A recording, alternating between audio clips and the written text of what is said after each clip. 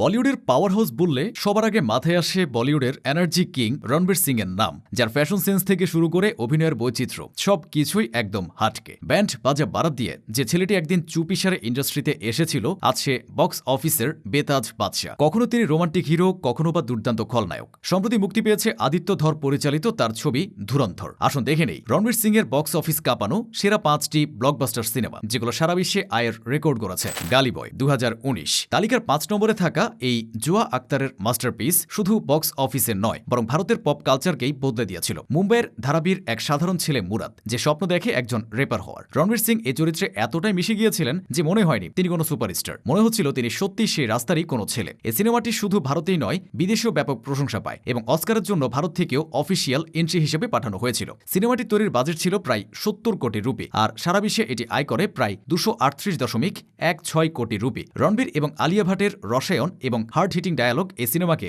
একটি কাল্ট ক্লাসিকে পরিণত করে। রকি ও রানী কি প্রেম কাহানি 2023 তালিকার 4 নম্বরে রয়েছে 2023 সালের অন্যতম আলোচিত করণ জোহরের এই সিনেমা। এই সিনেমায় রণবীরকে সবাই দেখেছে এক ভিন্ন রূপে। দিল্লির ধনী পাঞ্জাবি পরিবারের ছেলে রকি রান্ধাওয়াকা রণবীর সিং প্রমাণ করে দিয়েছেন যে তিনি কমেডি এবং ইমোশন দুটোতেই সমান পারদর্শী। বিশেষ করে সিনেমার ক্লাইম্যাক্সে তার কত্থক নাচের দৃশ্যটি ছিল এক কথায় অনবদ্য। ফ্যামিলি ড্রামা, রোমান্স এবং সামাজিক বার্তার এক দুর্দান্ত প্যাকেজ ছিল এই সিনেমাটি তৈরির বাজেট ছিল প্রায় 160 কোটি রুপি। বিশ্বব্যাপী বা ওয়ার্ল্ড ওয়াইড এই সিনেমাটি আয় করে প্রায় 355.61 কোটি রুপি। বাজিরাও মাস্তানি 2015 3 নম্বরে সঞ্জয় লীলা বানসালির এপিক সাগা, যেখানে রণবীর সিং নিজেকে পুরোপুরি ভেঙে নতুন করে গড়েছিলেন। পেশোয়া বাজিরাও এক চরিত্রে রণবীরের সেই ভরাট কণ্ঠস্বর, মারাঠি অ্যাকসেন্ট এবং রাজকীয় ব্যক্তিত্ব দর্শকদের মন্ত্রমুগ্ধ করে রেখেছিল। এই সিনেমার জন্য তিনি মাথা মুন্ডন করেছিলেন এবং চরিত্রের গভীরে ঢুকতে নিজেকে সবার থেকে বিচ্ছিন্ন করে রেখেছিলেন। প্রিয়াঙ্কা চোপড়া এবং দীপিকা পাদুকোনের সাথে তার ত্রিকোণ প্রেমের গল্প আজও দর্শকদের মনে গেঁথে আছে। 145 কোটি রুপি বাজেটের এই সিনেমাটি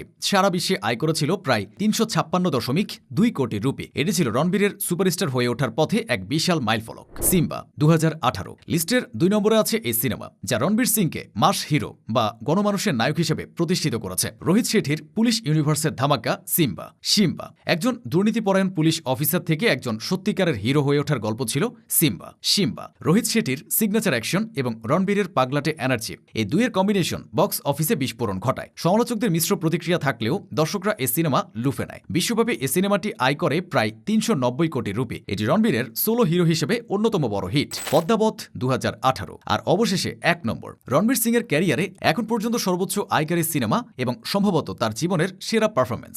নায়ক হিসেবে নয়, বরং একজন খলনায়ক বা অ্যান্টি হিরো হিসেবে যে বক্স অফিস কাঁপানো যায় তা রণবীর এই সিনেমায় প্রমাণ করেছেন। আলাউদ্দিন খিলজির চরিত্রে তার অভিনয় এতটাই জীবন্ত এবং ভয়ঙ্কর ছিল, সিনেমা শেষ হওয়ার পরেও দর্শকদের মনে একটা ভীতি কাজ করত। মুক্তির আগে অনেক বিতর্ক, নাম পরিবর্তন এবং আন্দোলনের সম্মুখীন হয় সিনেমাটি। সব বিতর্ককে বুড়ো আঙুল দেখিয়ে সঞ্জয় লীলা বানসালির এই সিনেমাটি সারা বিশ্বে আয় করে বিস্ময়কর 585 কোটি রুপি। এটি এখন পর্যন্ত রণবীর সিং এর ক্যারিয়ারের সর্বোচ্চ গ্রোসিং ফিল্ম। গাল্দি বয়ের রেপার থেকে শুরু করে খিলজির মতো ক্রুর শাসক, রণবীর বারবার প্রমাণ করেছেন তিনি লম্বা রেসের ঘোড়া।